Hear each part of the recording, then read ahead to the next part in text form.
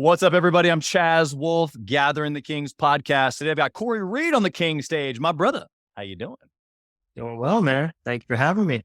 Of course, it's a pleasure to have you. And just like we were talking off stage, man, podcasting, creating relationships and, you just never know what happens from those relationships. So I'm excited to see where the relationship with you goes. Of course, I want to get to know you better. The listeners are here to extract your goodness today. So tell us what kind of business you got, brother. Got a couple of businesses, man. The foundational business was a residential real estate wholesaling company. So that's how I actually got my foot in the door in entrepreneurship. Yeah, love it. From that, we spun off into commercial real estate. I have a couple of funds that have acquired multifamily, mobile home park, and RV park Nice. assets, and then have a couple of other spin-off businesses surrounding the wholesale company. As you can see in the background here, we have a partners in profit division of that wholesale company where we specifically go and help other wholesalers scale their business up to 6 and 7 figures. Nice. We have a skip tracing company that we use to source all of our data from, and we also lend money at this point as well. So we got our hands in a couple of different things here. Yeah, I love that. We'll talk about that a little bit because there's a difference in mindset. There's a lot of people over the years that have asked me about being in different industries, doing different things. It sounds like you're pretty similar to me where it's like a lot of things are happening at the same time now, but you took time to build kind of each thing and mold them together. It wasn't like you just decided to start 17 different things all at once. Right. Yeah. Yeah. Things evolve and spin off of, if you have like a core business, there's inevitably like supplemental products and things like that that form as a result, for us at least, as a result of the needs of our own business. A lot of these things were developed to suit our own needs. And then other people, that you meet along the way, they understand, okay, these guys are, doing it high level. What are some of the resources that they're using? Then there becomes a demand for some of those things that you have as your, for your own business. And so they wind up becoming like separate entities altogether. And that's kind of what's happened on our end. Yep, exactly. I love that. We'll definitely get into that. I want to know at this level, obviously, even before we were, on the record button here, we were talking about that transition from warrior to king and being in the daily to thinking a little bit more bigger picture and team building. Obviously, you've got multiple divisions, multiple entities. You just got to think a little bit bigger. So at this level of success, this level of monetary success, business success, I mean, you're in a great position. Why are you still pushing? Like, what's motivating you? What's got you focused even at this level? Yeah. So for me, vision was always pretty big from the start. So maybe some people, the vision is smaller and then they achieve it. And then maybe at that point, they have to change the vision and kind of regroup and push forward. But for me, I always knew that I wanted to build something, pretty large scale right from the get go. So even when I started wholesaling, I knew that the goal was never to, just have a wholesaling company. I knew right away that from that, I wanted to acquire a large portfolio, step into the private equity space and make that really the fundamental thing that we went after. So, it's just like, I feel like it starts with your why, and that why kind of expands as you grow. For me, the why started with, I need to get myself out of poverty and take care of myself. And then once that's achieved, now we can look at our immediate circle, immediate family, making sure that my mom doesn't have to work anymore, things like that. And the vision just grows and grows, and the why continues to grow as you achieve more and you continue to push the envelope. So that's basically where I'm at now. I've achieved that kind of first level of success where, obviously myself, I'm financially free, my family financially free, but now it's like, how can I continue to push the envelope forward so that I'm impacting more people than just my immediate circle? How can I make an impact on a larger scale? And that's sort of where I'm at this point. I love it. Do you think that, or maybe what was the moment? Because obviously there was at some point some sort of a transition from going from like, okay, I'm going to do a wholesale deal, like, oh my gosh, this is possible, to, well, I can get rich doing this, to then, wow, I can have a company, or maybe there's multiple companies, to I can help my family, I can help more people. Like, at what point did it turn from you, your family, to this more impact that you're talking about, this kingly perspective? Yeah. I don't know if there was really a definitive point for me when the light bulb went off that like, hey, this could be bigger than just me. But I had saw a lot of companies and things like that before I even got started that were already doing those things. And so Sure. that was sort of what I wanted to strive towards before I even, started doing anything on my own. When I did the first wholesale deal, it was like literally, hey, like I need to do this so I can put, food on my plate. I was not in a good place whatsoever back then. So it was furthest thing from my mind was being able to help and give back. But the cool thing is, man, is that as you go along, you meet people along the way who are at a higher level than you or who are at that stage and they are giving back. And so not only do you see that it's possible and that it's feasible for you to be able to obtain that, but it gives you Right. something to push toward and it just makes it more real, when you actually meet these people along the way who are doing that and you're able to form these different connections and kind of see what's really possible for yourself. So that's sort of where I'm at this stage in the game. It's like I've built, what I've built to this point. I have a certain level of success. I'm taking care of the people that are important to me. But now it's like, man, you get on some of these shows, you meet some of these people, or you're at an event and you're seeing somebody who's, managing billions of dollars and they're just giving back in a big way. They've started a foundation now. They're really giving to like causes that are important to them. Yeah. And you're like, wow, this is something that's really doable. I'm on the same, track as what they've built. And it really like it brings it home for you. It's not just like a dream anymore. It's like, hey, if I continue to do what I'm doing and I, continue to do the right things, I'll be able to put myself in a position to do that. And maybe your cause, your why is not the same Sure. as theirs, but all the same, it becomes like a reality that, what I believe is important to me. Like actually have the ability to go and make an impact in that. So pretty Yeah. cool. 100%. Let's go back into your story a little bit. Tell us how the first deal went down. Why wholesaling? What were you doing before? You said poverty. What's the juice here? Oh man, yeah, I could speak on this all day. So, yeah, I came from a family where which is very non-financial savvy. There was never conversations about finance, entrepreneurship, and my background was really in like exercise science, sports, Okay. things of that nature. That's what I went to. I went to college for. I went to college on a track and field scholarship. Nice. Wound up getting, yeah, man. Wound You a up getting. runner? You a jumper? What'd you do? What I was was your a event? distance runner. I was a miler. So we was so far. I'm 6'5", no chance I'm running miles. But you give me a jump over a pole any good day of the year. Oh my God. Yeah, I could imagine, dude. You probably 6'5", you gotta have some hops. I would hope Yeah, so. right. Yeah, dunk on us over here.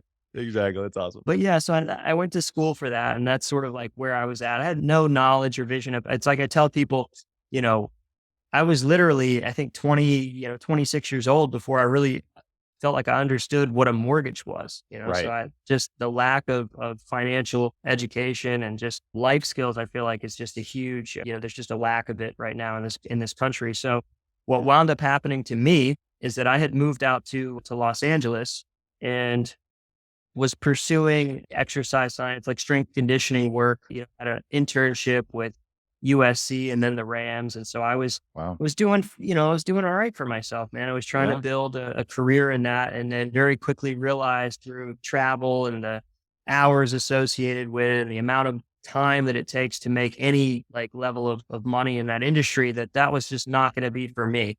Yeah. Fortunately enough, while I was out there, I was living with a guy who was an engineer at NASA at the time. And he was, Oh, yeah, extremely smart guy who's now my business partner today. But he one day was just like, man, you know what? We should start a company. And I'm thinking in my head, like, what?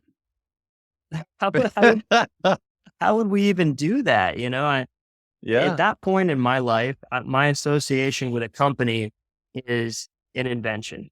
So Yeah. I'm thinking, I have to be able to go out and invent something that the world has never seen to be able to, Yeah. monetize it, turn it into a company. Interesting.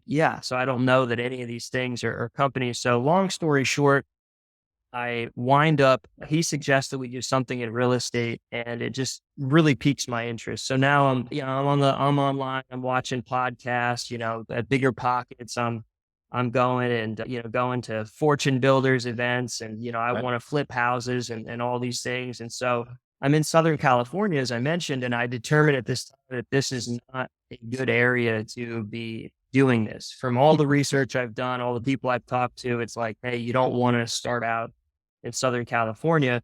And so I look up the places that are good. And one of the places I come across is Philadelphia.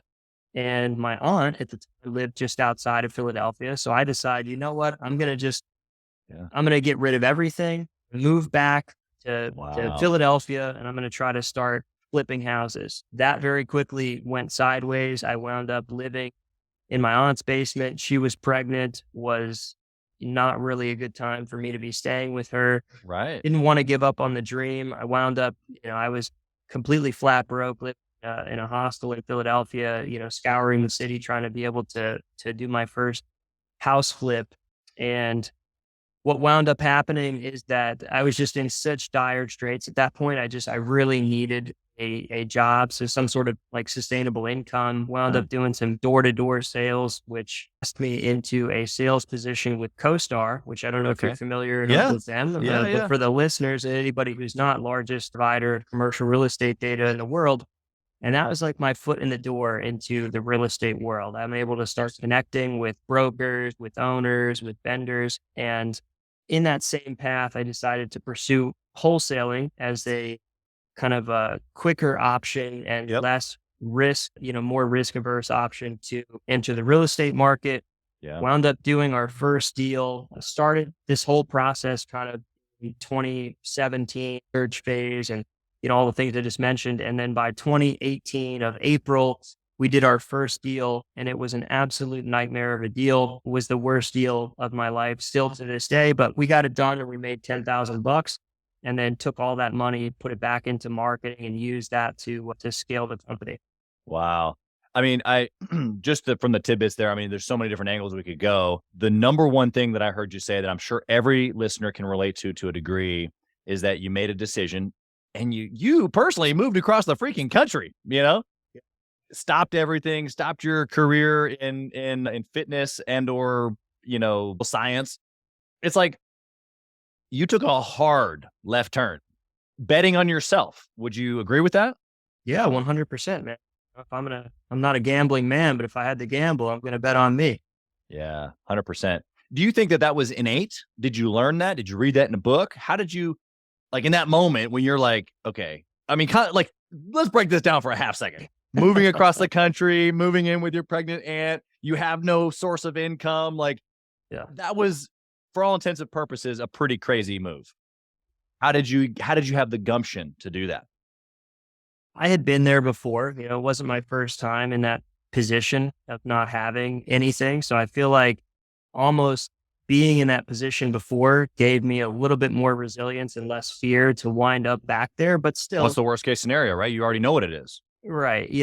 But I think more so than that is that I just have a belief in me. I know that I'm marketable, that I have a skill set, that I have, a certain level of intelligence and wit and just personability that I can make myself marketable and get into a job if I needed to. So I Yeah. sort of took that with me. And like I said, mind you, to this point, I had no career, no experience in sales. I, was in physical fitness. I had been a personal trainer, had been, an intern in strength conditioning in some, corporate fitness environments, but never done any other, position in sales or finance or anything like that. So this is just like the belief in me at this point that, hey, like I can go and do this. And so I knew when I needed to hit the job market again because I was in a position where I was negative in my bank account that Yeah. I do not want to get back into the whole physical fitness realm of things. And I started to think about, well, what are some of the professions that I can bring in some quick cash and that can put me in a path, like put me in the path to get to where I want to go, which at this Yeah. point, I still know that where I want to go is I want to launch this wholesale company. I want to get into real estate and I'm not letting that go.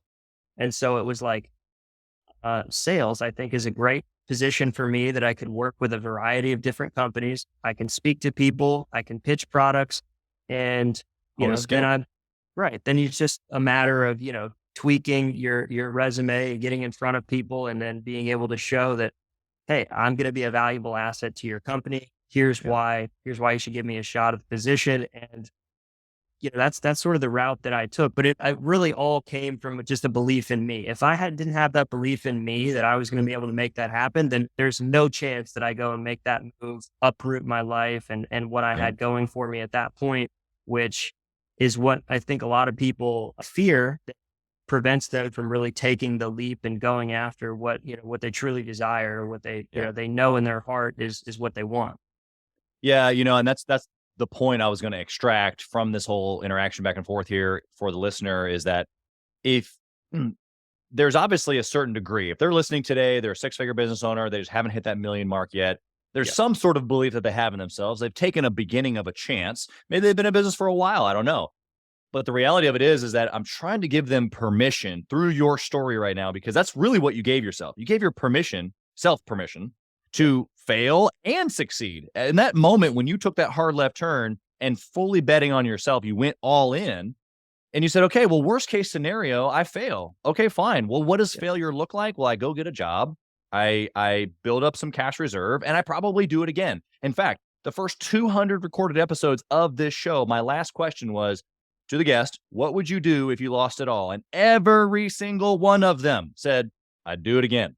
And so the confidence that you and I have today, that the previous 200 something guests have had, that I'm trying to instill into the listener right now is, if you only knew what we knew, which is, bro, if I lost it all, or in your case, worst case scenario, I'll just go get a job or get a sales career or something until a period of time, and then we would just do it again.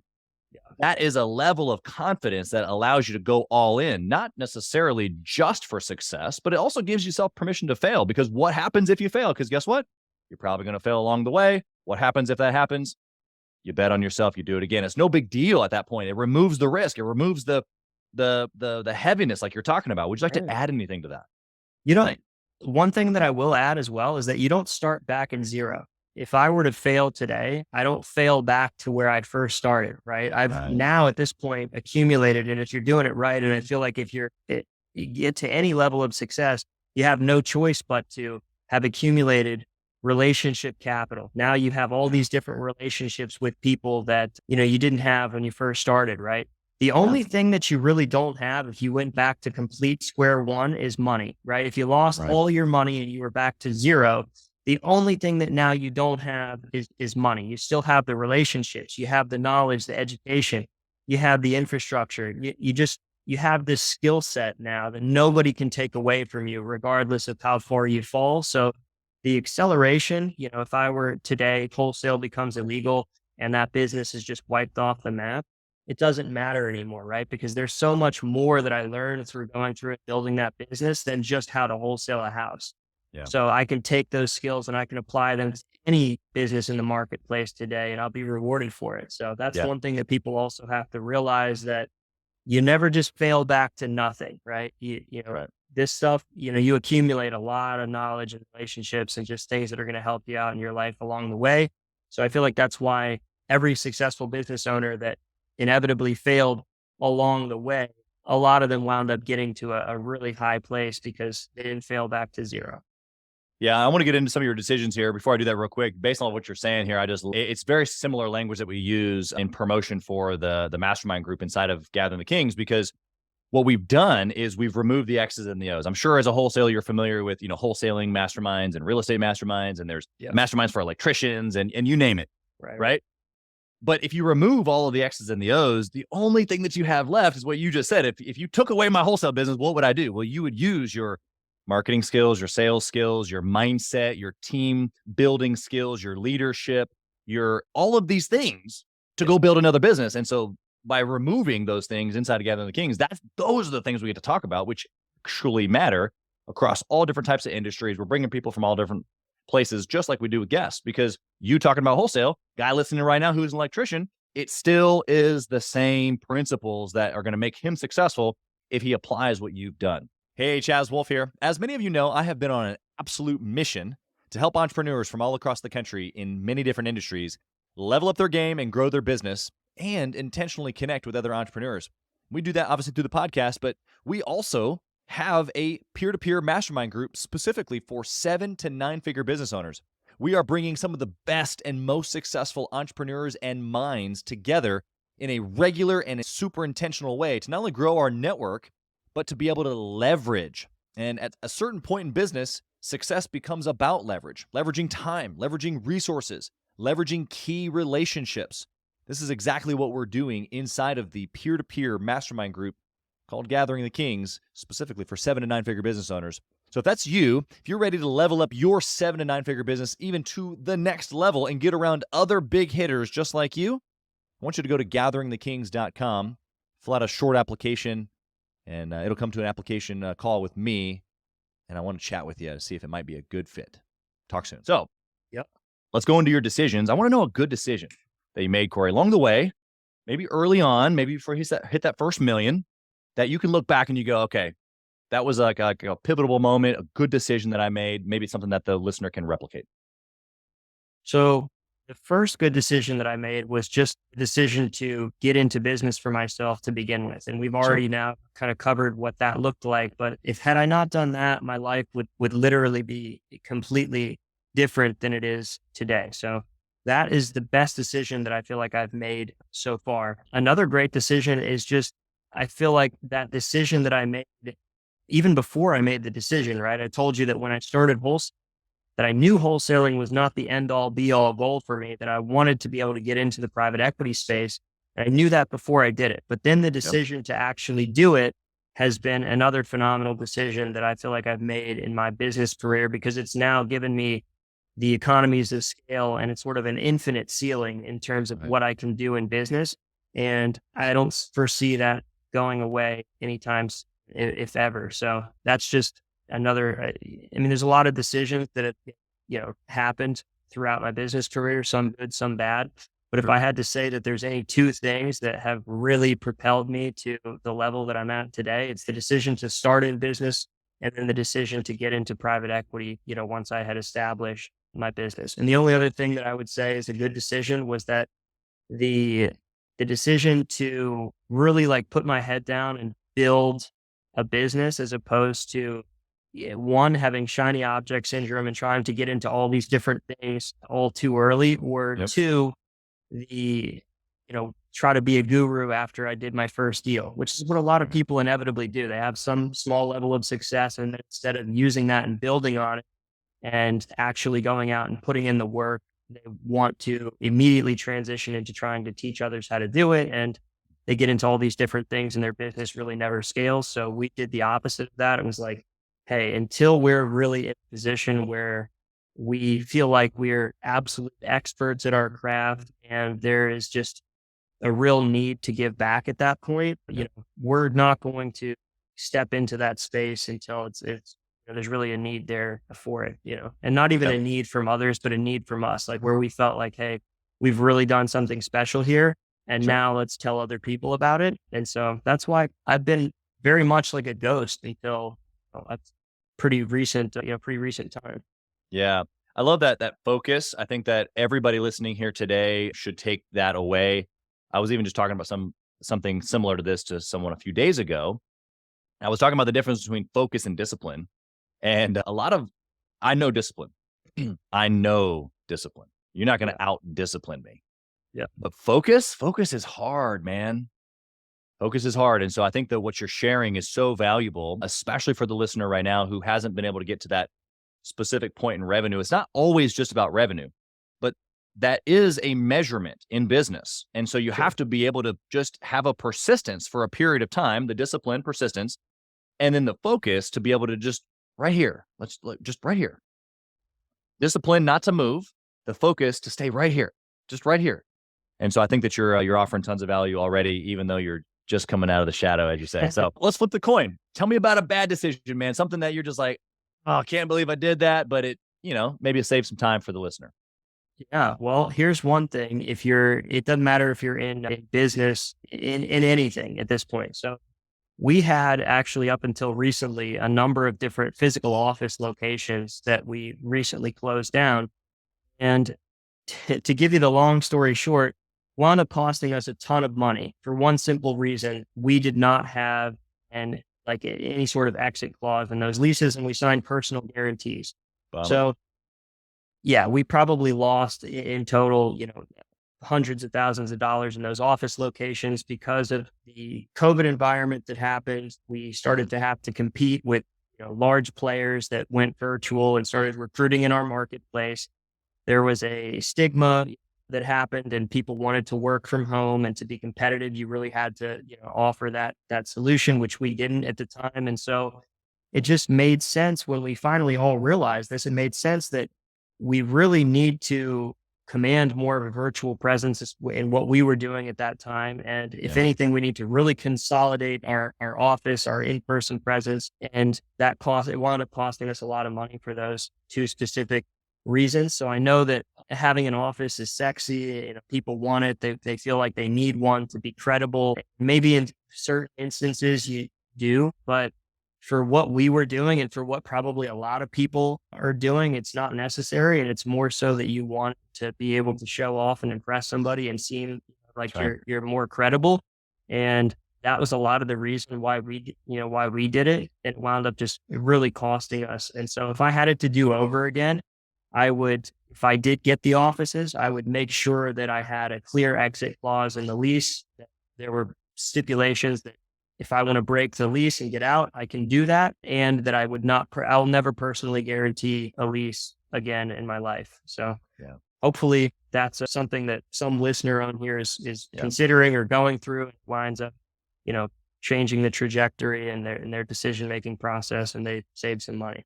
Yeah, it's funny with the personal guarantee. A lot of times at the beginning, you have to, because you don't have any credibility, you don't have any history. And so, I mean, I've signed my name personally on a lot of stuff over the years of doing multiple businesses and in different industries and states. However, I'll tell you, a lot of times people don't realize that they ask for it out of routine, right? At the end of the contract, here's the personal guarantee. We don't think of it, so we sign it, and then that's the end of it. As opposed to saying, hey, I need this revised without the personal guarantee. And they go, oh, you don't want to do that? And you go, nope, it's under my business and the business will take care of it. And then a lot of times they go, okay. Sure. Yeah, you don't know if you don't that ask. sounds, Yeah. I mean, back then I didn't know. So I didn't even think like you said, I didn't think twice. I just signed it, and then it came back to bite me. So, in the future, I will try to rely more on the business, and, you can't get too roped into just one option either. We got, really fascinated with a certain space, and then it was like, do or die on that space. So I would not do that again. I would keep my options, more open, find something that really suited the need and that I could get away with not having to, sign those guarantees and just, but sometimes you get boxed in, you really want something. And so you're willing to kind of go out on a limb for it, and won't do that again. Yeah. Keeping that emotion out of those business decisions 100%. is tough, but you're so right. Because if you can practically look at the solution, does it get you what you want? Not what you want because you want to be sexy or the new fun, flashy thing, but practically, does it grow the business? Does it get you what you want? So you're giving such good stuff here. Tell me about a process, or maybe if it's a decision-making, like steps that you take now that you've kind of been through all of this and a couple of different businesses now. How do you make decisions that come across your desk? How do you make a decision nowadays? So right now we really look at the risk reward, whereas in the past we were willing to take a lot more risk up front. Now we're very strict on a risk reward standpoint. So very recently, we had a deal that came across where we were going to have to put a lot of money forward very early on, and we weren't sure if we would be able to raise the money to get the deal done. So we have to look at, hey, based upon our equity stake in the deal, and the amount of monetary risk that's involved with this, what does the reward outcome look like for us if all goes well versus if we, screw up and we lose, all that money that went hard. And so, we have to look at that stuff, and I have to look at, like, well, if I place the money into something else or into marketing, like, what is the expected return that I could get on that money versus taking the risk over here?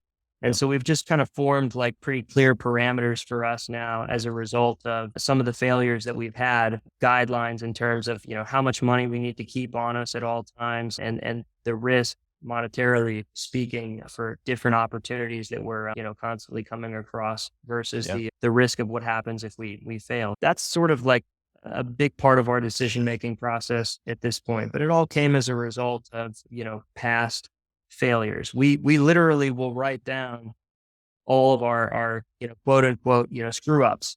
So every time something doesn't go as planned, or we fail on something, we Right. have like a spreadsheet going down that we can refer back to. And if we wind up in a similar situation, you Yeah. can literally go back and look at it and be like, hey, we were in this situation before. Here's what happened. Has anything in our company or our knowledge base or, anything that's going to potentially take this in a different direction this time to where we could actually feel comfortable making this decision that screwed us over the last time? Or should we just look back to our prior mistakes? And it keeps it front of mind, which if you don't have those things front of mind, you tend to continue to make the same mistakes over and over again.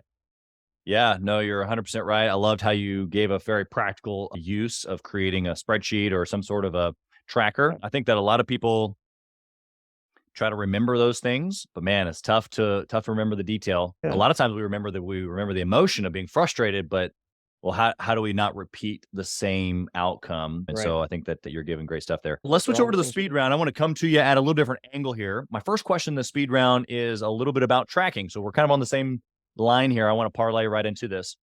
If you could only pick one thing to track, you've got different businesses, that's fine. Across all businesses, if you can only pick one metric to track forever and ever, if it was dwindled down just to one, what would it be?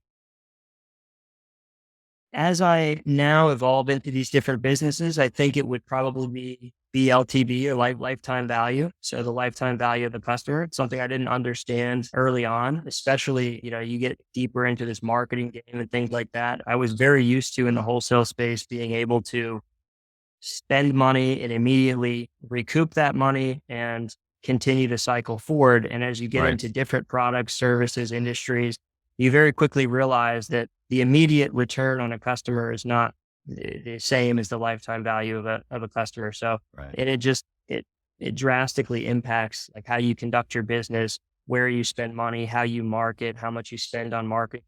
There's just so many things that go into it. So I think if you can really understand, there's a lot of different things you could track and a lot of things that are important, but the lifetime value of the customer for me is extremely important. It ties into a bunch of other things. So that's what I would say if I had to absolutely pick one. Yeah, no, I love that answer. I think that you're right. I think that it's more applicable today than ever before because we've got educated buyers, we've got educated clients, and you can sell one thing to somebody pretty easily, actually. Yeah. But you're gonna have to keep doing that over and over and over if there's not real value there, or if you're not putting, like you said, the money, time, effort into the fulfillment or the experience of what you're offering, and which then is in the retention tool. So I love what you're saying there. I think that's applicable to every listener out there today. How they think about the front end. You still have to have an acquisition tool. Like you still got to Of go course. market. You still got to get new clients. Yeah. Can't ever stop that. But man, how do we keep more of those into a second project or into a second year of a mastermind? Or how do we how do we Exactly. how do we provide such an amazing experience to where people want to continue to do business with us? I think Yeah. is what you're saying, Yeah, which is incredible. no, it's 100% true, man. And you're going to have numerous touch points on a person that's going to tie in, and you're going to have ascension, once they become a client and trying to ascend them to, other products and services. And so there's so much that goes into it. And, it's just extremely important to know kind of what the lifetime value of one of your customers actually is, especially as your business moves forward and forward. So Yeah. yeah, for sure. You tend to see people as people when you slow down enough. Well, first off, the money. So as business owners, right? If we know that the money's in retention, if we know that the money's in a higher LTV, then selfishly we slow down because that's what we're attracted to is the money. Yeah. But simultaneously, because you slow down to try to provide a better experience, you actually become a better person. You see the people for who they are. You provide an actual better experience for humans because you start caring. Yeah. Because it's weird effect But that funny you how actually that see people works. for exactly. Okay, Corey, what kind of book would you recommend for a six-figure business owner trying to get to the seven-figure mark? If you're already a six-figure business owner trying to get to the seven-figure mark, I would recommend Scaling Up. Two books that I absolutely love is Traction and then its counterpart, Scaling Up, which is kind of like the Traction is like if you've never read Traction, you're a six-figure business owner, I would still start there because it's just Yeah. going to give you such incredible foundation and things to focus on in your business that will inevitably help you to scale it to the next level. And then once you've really implemented a lot of those EOS foundations, then Scaling Up is just how do we take this to the next level? So it's another one of those kind of loaded questions where there's about a million different books that I could forward on to you that are going to be incredible business books. But that's one that I really firmly believe helps people develop, clear systems and processes, places great importance on those things, and just gives you like a very clear path of things you can do that will propel your business forward, to that next level. 100%. Love it. What do you think about intentionally networking or masterminding with other entrepreneurs? I think it's literally the best thing that you can possibly do. It's one of those things that there's just a non-quantifiable, outcome up front. And then if Yeah. you do it long enough, you look back and see the exorbitant amount of money that you've made just the way that your life has changed just through these different relationships and the knowledge experience that you've gotten through it. Yeah, I can't say enough good things about it. And it's one thing that I, try to do a lot of is just get out and meet as many people as possible, connect with as many people online as possible, attend as many events and masterminds and courses and events that I can, because, the connections that you make are really invaluable. Yeah. I love the one distinction that you've made that I haven't had really anybody ever say quite before is not only just, of course, the relationships and what that's quantifiable to eventually, but that it's not quantifiable up front. And that if you just do it for a period of time, a long period of time is what you said. Yeah. What is a long period of time for you? How long can you look back? Is it 90 days? Is it a year? Is it 5 years? I'm sure there's plenty of examples in both of those, but what would you say? I can look back to when I literally got started in business. There's relationships that I have that I literally made when I first started business that are bearing fruit now. And we're talking Yeah. about back in 2018. So that's why I think it's another thing that it's hard to quantify, because these things sometimes just take so long to blossom.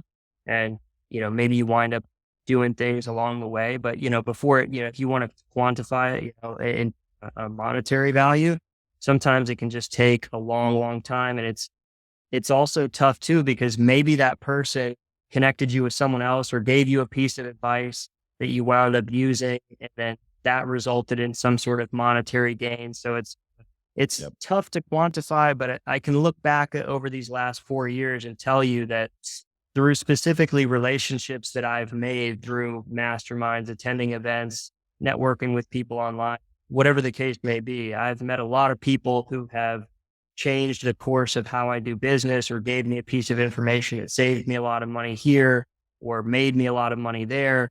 And so it's just, while it's tough to quantify, if you do it for long enough, it's absolutely, you can't ignore the fact that it's helping you in a lot of different ways. 100%. Okay. Last question. I already told you what I used to ask people as far as if they lost it all. So I'm not going to ask you that one, but I am going to ask you if you could go back to your younger self, maybe before you got started or maybe as you're getting started, what would be the one thing that you would whisper in your ear and to say to do maybe differently or to do instead? What would you whisper in the younger Cory's ear? Start earlier. So that's the one thing that I regret, is that I didn't start sooner. I didn't know what I didn't know, but if I had started even just a couple of years earlier, there's no telling where I would be today. So I would tell my younger self, get off your ass and start sooner. That's where I would go with that. I love that. Love that. How can the listener find you? Obviously, you've got a wholesale company. You're in the private equity space. Like, there's a lot of reasons why someone listening today would maybe want to connect with you. How Sure. can they find you? So easiest way to find me is going to be through Instagram, probably like the main channel where I'm on. My handle is Cory Charles Reed. So like my full name, Cory Charles Reed, Reed, or they can email me at Creed, Creed, at Moirai Cap. So Moirai is Moirai, and then Cap, like capital. Perfect. We'll put all that in the show notes as well. So that way people can easily Perfect. find you. Put your quotes and your book recommendations down there as well. You've been Sir. an absolute stud here today. Any final parting thoughts on the Cory Reed? No, man. I mean, just thrilled to be on the show, to get a chance to meet you and get some information out there to your listeners. Hopefully some of these people are able to resonate with what I've said, or take a piece of information and apply it to their life and their business and make an impact. So just appreciate you having me on the show, man. Thank you so much. You've been incredible. Thank you for being here. Blessings to you, your family, your team, your businesses, all of it. Thanks for being here. My brother, thank you. Thank you for listening to Gathering the Kings today. I hope that you were able to pull out a few nuggets to go apply into your business right away. More importantly, though, I hope that you're realizing that it takes more to be successful than just being by yourself, doing it all on your own, carrying the weight all by yourself. What I have realized, not only in my own journey from multiple businesses and multiple different industries, and now interviewing over 200 or 300 other very successful 7, 8, and 9-figure business owners, is that it's tough to do it alone. And so Gathering the Kings exists to bring together successful entrepreneurs. In fact, we are putting together 1,000 kings, specifically who are grateful but not done. We're intentionally assembling kings who fight tooth and nail for their business, family, and communities. And here's what we believe: that in the pursuit of excellence in those areas, that it ignites within us the responsibility to govern power and forge a lasting legacy. So if that relates and resonates with you, and you know that you need people around you, sharp, qualified, other very successful business owners, I want you to go to gatheringthekings.com. I want you to take a look at what we're doing and see if it makes sense for you to be part of our pursuit to 1,000 kings. Talk soon.